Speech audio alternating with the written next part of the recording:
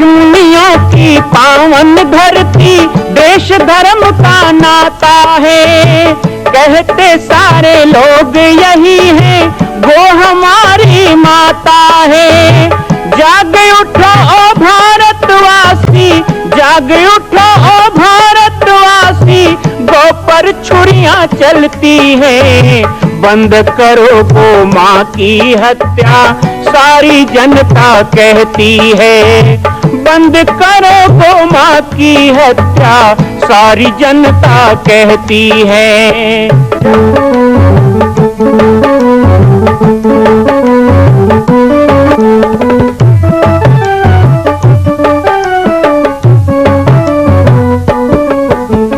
जगह जगह पर बूचड़ खाना, लाखों गौएं कटती हैं। किसे सुनाए व्यथा हमारी, नैना नीर बहाती है। रक्षा करना गौ माता की, रक्षा करना गौ माता की, गीता ज्ञान सिखाती है। बंद करो गौ माँ की हत्या, सारी जनता कहती है। बंद करो गौ माँ की हत्या, सारी जनता कहती है। जय श्री राम, जय गौ माता, जय गोपाल। स्वागत है आप सभी का भारत के हृदय स्थल छत्तीसगढ़ प्रांत में मां कौशल्या धाम जिला बालोद में विगत 18 वर्षों से बन रहे इस विशाल दिव्य भव्य मंदिर का निर्माण। विश्व के अंदर भगवान राम के लाखों मंदिर हैं।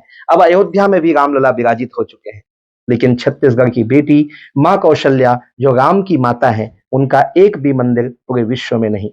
इसीलिए यह विशाल तीर्थ का निर्माण विगत वर्षों से चल रहा है बालोद जिला छत्तीसगढ़ में। 25 करोड़ की लागत से बनने वाला 108 फीट ऊंचा, 65 फीट चौड़ाई और 136 फीट लंबाई का राजस्थान के ठोस पत्थरों से बनने वाला यह मंदिर हजारों वर्ष तक भारत में 5वें धाम कौशल्या धाम के रूप में स्थापित रहेगा। 3 तल के इस मंदिर में प्रथम तल पर भगवान शिव, मध्य तल में गोद में रामलला को लेकर स्वर्ण सिंहासन में मां भगवती कौशल्या विराजित होंगी और तीसरे तल पर पंचमुखी हनुमान। इसके अलावा सामाजिक समरसता को समर्पित यह मंदिर सनातन हिंदू धर्म के समस्त देवी देवताओं महापुरुषों की मूर्तियों से सुसज्जित होगा।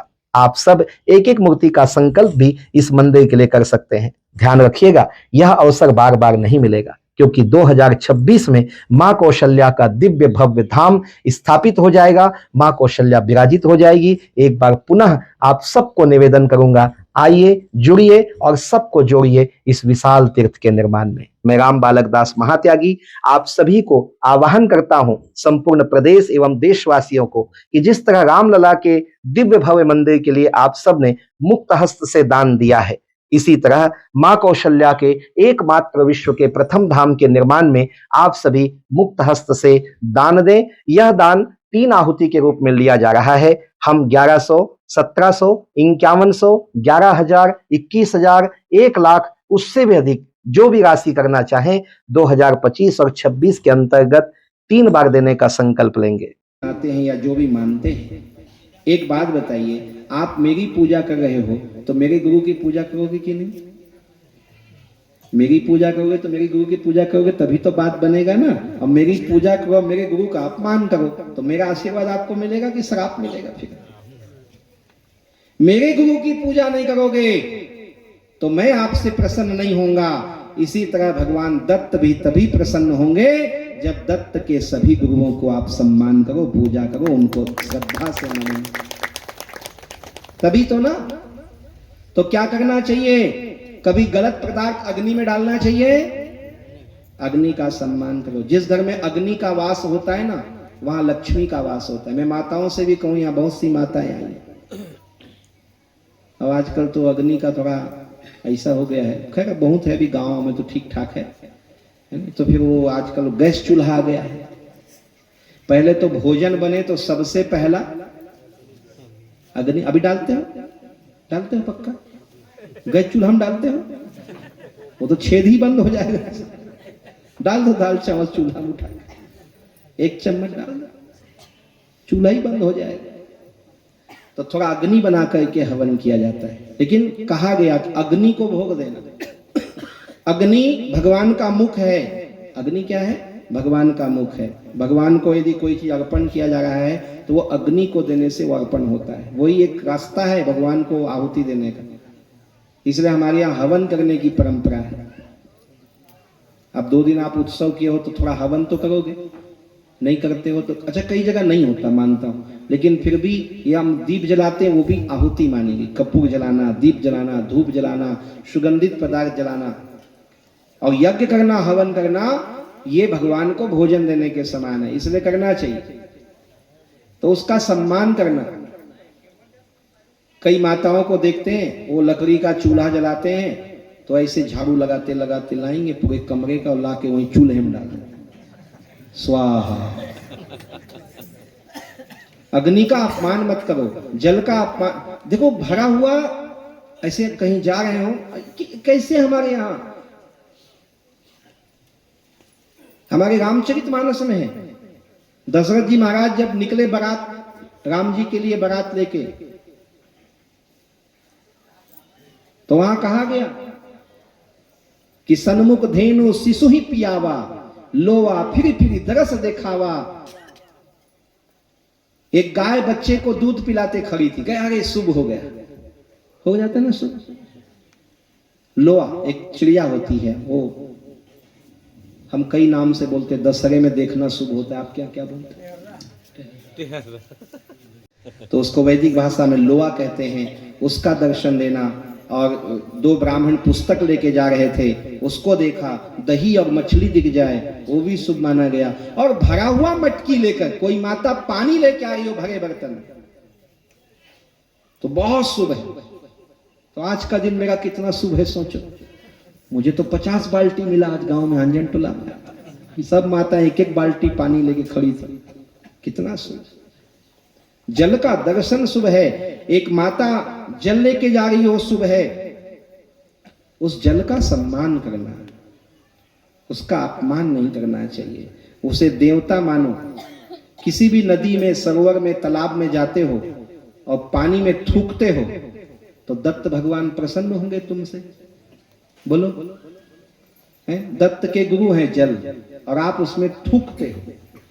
प्राय तालाब में जाएंगे लोग तो थूकते हैं पानी में, ऐसे बाहर निकाल के नहीं करते उपयोग। तो ये बात छोटी सी है, लेकिन ये तुम अपमान कर रहे हो ईश्वर तत्व का, अपमान कर रहे हो गुरु तत्व का। दत्त जी ने चंद्रमा को गुरु बनाया। चंद्रमा शीतलता देती है, चंद्रमा घटता है, बढ़ता है। आप भी घटोगे, बढ़ोगे। सीखो चंद्रमा से। घटना बढ़ना कोई गलत बात है क्या?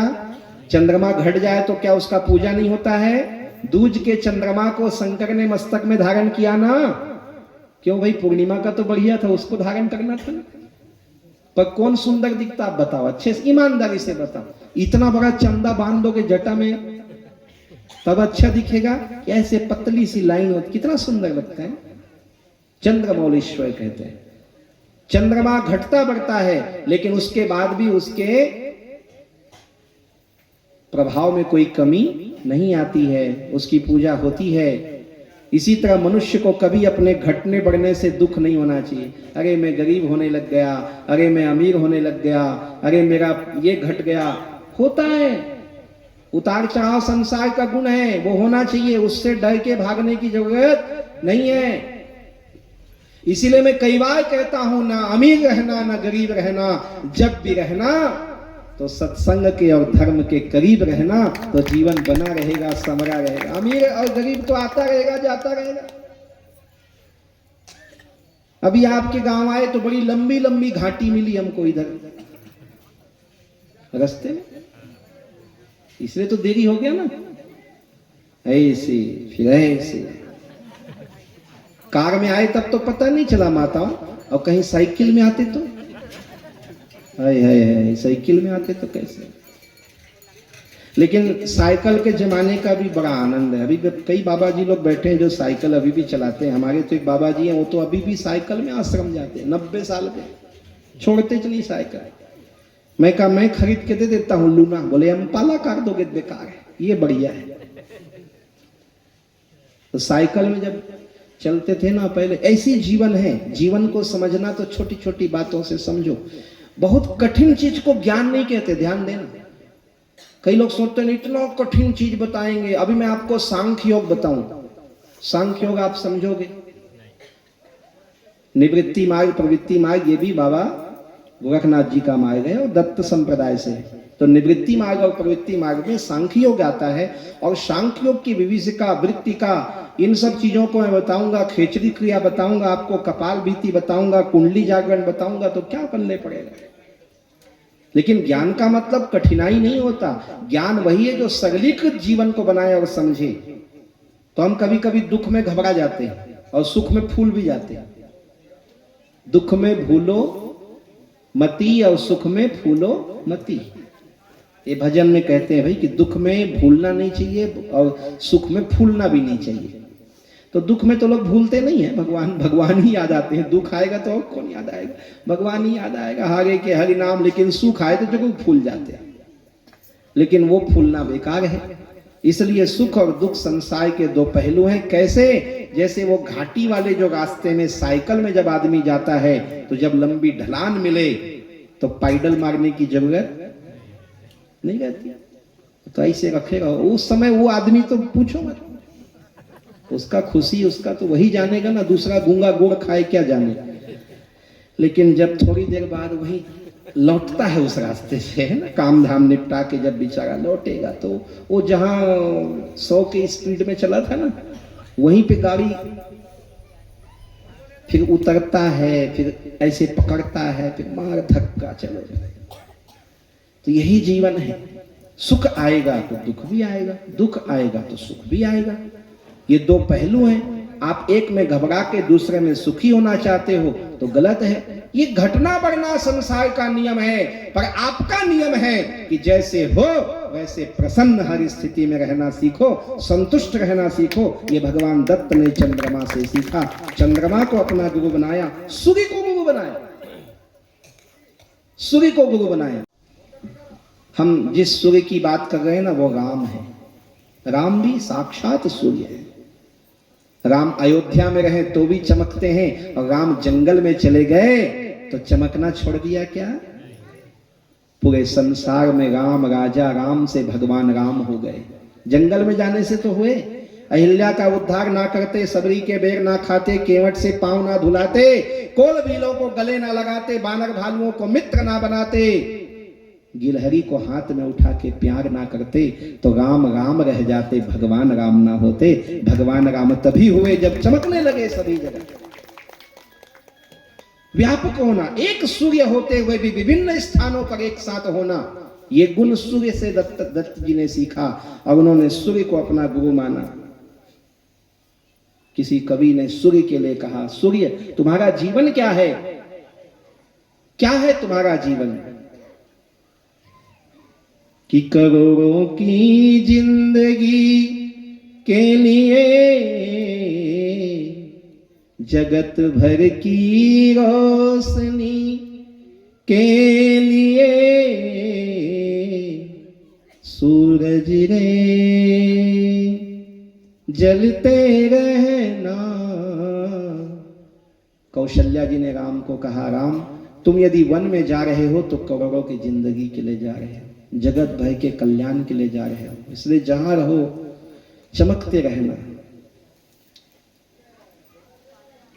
ताप संताप और दुख से भयभीत होकर जो व्यक्ति धर्म के मार्ग को छोड़ देता है, या कष्ट देख कर के अपने बाल बच्चों को भी धर्म के मार्ग से हटा देता है, वो दशरथ कौशल्या कभी नहीं बन सकता। जो धर्म के लिए अपने बच्चों को समर्पित कर देता है, समाज के लिए, धर्म के लिए, वो दशरथ और कौशल्या जैसे पूज्य हो जाते हैं, वो भगवान दत्त जैसे हो जाते हैं। समर्पित कर दिया। और हम क्या करते हैं? थोड़ा कष्ट आया, मात पिता ने सुत ही बुलावही, उदर भरे सोई रीत सिखावे।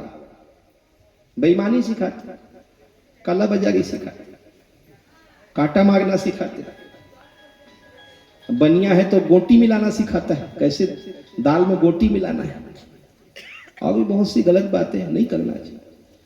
घूस दे के बाप अपने बेटे को नौकरी लगवाता है और फिर बाद में कहता है मेरा बेटा ईमानदार है, 5 लाख दिए उसको तो वसूलेगा ना, पहले वो भी बेईमानी करेगा। और एक बार जब बेईमानी की लत होती है तो ये तो ऐसी खाज की खुजली है, कभी मिटने वाली नहीं, वो गर्त में चला जाता है। इसलिए स्वाभाविक तौर पे धर्म का प्रतिपालन, उसमें कष्ट भी आए। गुरु बनाया सूर्य को, जैसे सूर्य सक